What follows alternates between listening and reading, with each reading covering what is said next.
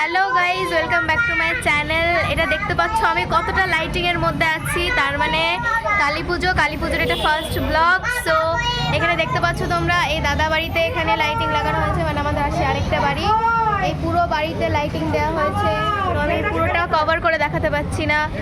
আর এই যে এখানে কালী পুজো হয়, মন্দির এখানে সুন্দর প্যান্ডেল করা হয়েছে, তো আমি কাছে যাচ্ছি না।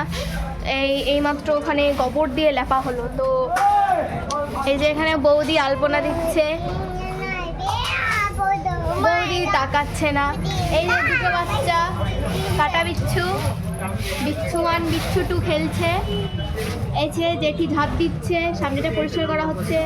কালকে লাইট মোমবাতি ফাটানো হবে, বাতি ফাটানো হবে, মোমবাতি লাগানো হবে। তো এই যে লাইটিংয়ের মধ্যে আমরা রয়েছি। তো এখানে আমার ছবি তুলতে ভালো লাগছে, তো আমি ভাবলাম একটা ভিডিও হয়েই যাক।